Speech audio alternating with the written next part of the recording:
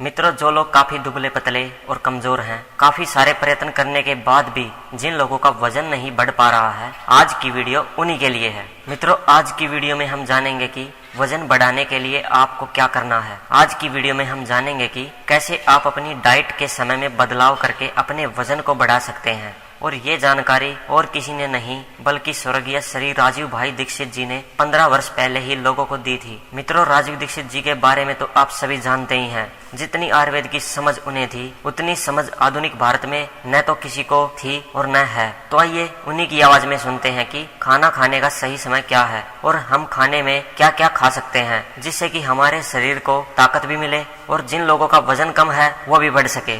हमारा ये जो शरीर है, ये कभी भी कुछ भी खा लेने के लिए नहीं है। तो बागवती जी कहते हैं कि जब जठर में अग्नि सबसे ज्यादा तीव्र हो, उसी समय भोजन करें तो आपका खाया हुआ एक एक अन्न का हिस्सा पाचन में जाएगा और रस में बदलेगा, और रस में से मांस, मज्जा, रक्त, वीर्य, मल, मूत्र, मेद और आपकी अस्थियां, इनका विकास होगा। तो कभी भी कुछ ना खाएं। ये पद्धति भारत की नहीं है, ये यूरोप की है। यूरोप में डॉक्टर्स हैं, वो हमेशा कहते हैं कि थोड़ा थोड़ा खाते रहो, कभी भी खाते रहो।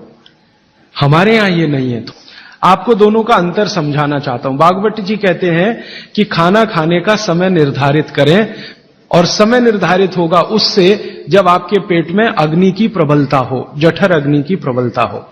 बागवती जी ने इस पे बहुत रिसर्च किया, और वो कहते हैं कि 1.5-2 साल के रिसर्च के बाद उनको पता चला कि जठर अग्नि कौन से समय सबसे ज्यादा तीव्र होती है। तो वो कहते हैं कि जब सूर्य का उदय होता है, तो सूर्य के उदय होने से लगभग 2.5 घंटे तक जठर अग्नि सबसे ज्यादा तीव्र होती है। तो बागवती जी कहते हैं कि इस समय सबसे ज्यादा भोजन करें। वो तो एक जगह यहां तक कह देते हैं कि आप अगर संभव हो तो 9:30 बजे के अंदर ही लंच करें, माने ब्रेकफास्ट गायब।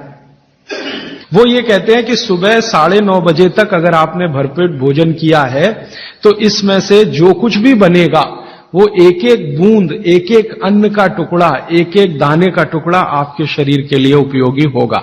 जठर अग्नि के काम करने का सबसे अच्छा समय है 7 से 9:30, सूर्योदय से 2.5 घंटे तक। तो आप भरपेट खाना खाइए। हैवियर से हैवियर होना चाहिए, भारी से भारी। जितना खाते हैं ज्यादा भी खा लीजिए, कोई फर्क नहीं पड़ता। सुबह के नाश्ते में भरपेट खाइए। फिर वो कहते हैं दोपहर का भोजन अगर आप कर रहे हैं तो इसको थोड़ा कम करिए नाश्ते से। अब सीधे से मैं कहता हूं, अगर आप सवेरे 6 रोटी खाते हैं तो दोपहर को 4 ले लीजिए और शाम को 2 ले। आपको जो ज्यादा अच्छा लगता है खाने में, मैं आपको एक वाक्य में कहता हूं, जो चीज सबसे ज्यादा पसंद है वो सुबह खाओ।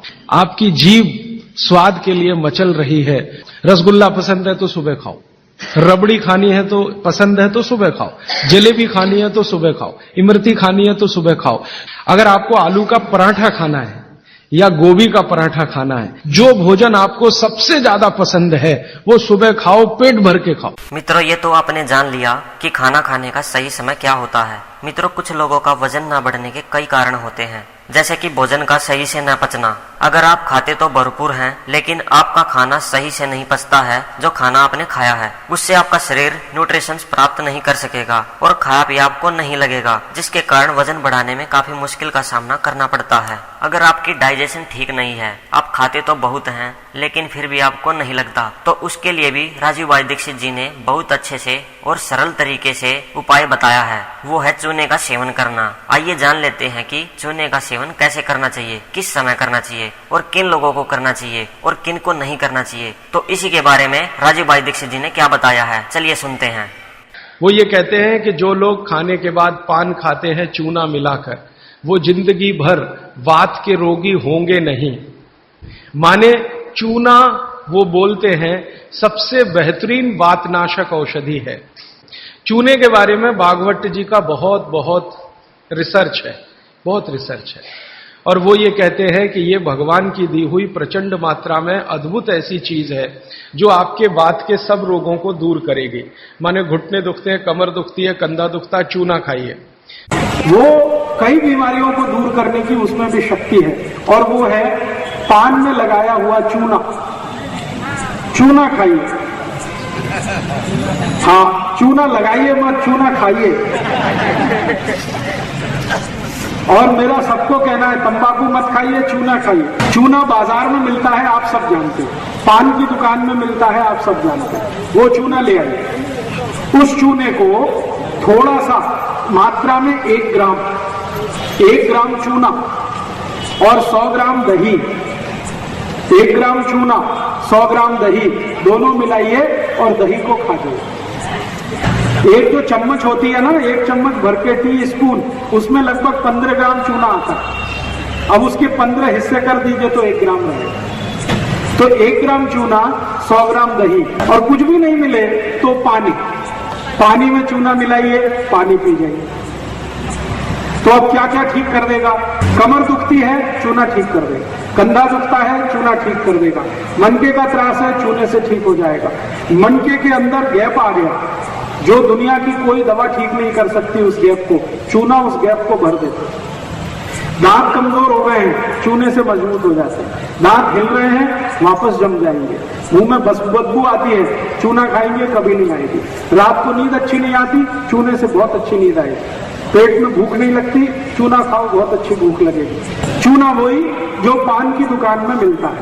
लेकिन पान वाले से जब भी चूना लाओ तो कहना, हमको सेंट मिलाया हुआ नहीं, बिना सेंट मिलाया हुआ चूना दो, गीला। चूना कभी भी लाना है और उपयोग करना है तो गीला ही उपयोग करें। और अगर पान की दुकान में ना मिले तो बाजार से सीधे चूने का पत्थर खरीद लाओ, पानी में डाल के 2-4 दिन उसको छोड़ दो। 2-4 दिन में पानी ऊपर आ जाएगा, चूना नीचे बैठ जाएगा। इस पानी को हटा दो, चूने को उपयोग करना शुरू कर दो। और चूने की कोई एक्सपायरी डेट नहीं है और चूने का कोई साइड इफेक्ट नहीं है।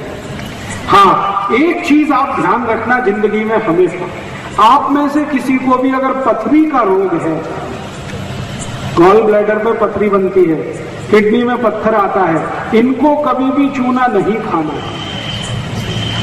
चूना नहीं खाने वाले एक ही कैटेगरी के मरीज हैं जिनको पथरी की शिकायत है, गॉल स्टोन में या तो किडनी में। पथरी अगर बन रही है या पथरी बनी हुई है या आपके शरीर को बार बार पथरी होने की शिकायत है, ऐसे कोई भी लोग चूना ना खाएं, नहीं तो तकलीफ बहुत बढ़ जाएगी। बाकी कोई भी खा सकते हैं।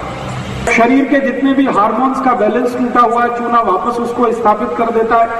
तो ये चूना मैंने देखा है 48 रोगों को ठीक करने की ताकत रखता है। कि अगर आपको शरीर में विटामिन सी का असर देखना है तो कैल्शियम चाहिए, विटामिन ए का असर देखना है तो कैल्शियम चाहिए, विटामिन बी का असर देखना है तो कैल्शियम चाहिए, अगर विटामिन डी का असर देखना है तो भी कैल्शियम चाहिए, विटामिन के का असर देखना है तो भी कैल्शियम चाहिए, प्रोटीन अच्छे से आपके शरीर को काम में आए तो कैल्शियम चाहिए, कार्बोहाइड्रेट्स ठीक से आपके शरीर को मदद करे तो कैल्शियम चाहिए, फैट्स आपके शरीर में डिसॉल्व होते रहें और जहां जरूरत है वहां लुब्रिकेशन में मदद करते रहे तो कैल्शियम चाहिए। माने समझ लीजिए कि कैल्शियम अगर नहीं है तो शरीर में सब कुछ बीमारियां आने ही वाली हैं। इसलिए कैल्शियम की उपलब्धता शरीर को होनी ही चाहिए। अब इसके बारे में बागवती जी कहते हैं, आधुनिक विज्ञान ने अभी प्रूव किया, बागवती जी पहले ही कह गए कि हमारे शरीर की 40 वर्ष की उम्र तक, 40 से 45 वर्ष की उम्र तक जो कुछ भी हम खा रहे हैं इसी में से हमको कैल्शियम मिलता रहता है। सबसे ज्यादा कैल्शियम आप जानते हैं दूध में है, दूध, फिर दूध के बाद दही, दही के बाद मट्ठा, मट्ठे के बाद मक्खन, मक्खन के बाद घी, इन सब में भरपूर कैल्शियम है। फिर आपने खाया संतरा, मौसम्मी, नारंगी, अंगूर, द्राक्ष, जो भी खट्टे फल, आम वगैरह वगैरह, सब में कैल्शियम भरपूर मात्रा में है। फिर सबसे ज्यादा कैल्शियम फलों में माना जाता केले में है। केला भरपूर खाना चाहिए क्योंकि कैल्शियम का सबसे बड़ा भंडार है और आसानी से हजम होता है। इसलिए सब माताएं इस बात को ध्यान दें और इसको गांठ बांध लें कि 45 की उम्र होते ही चूना खाएं, क्योंकि अतिरिक्त बाहर से कैल्शियम उसी से मिलेगा।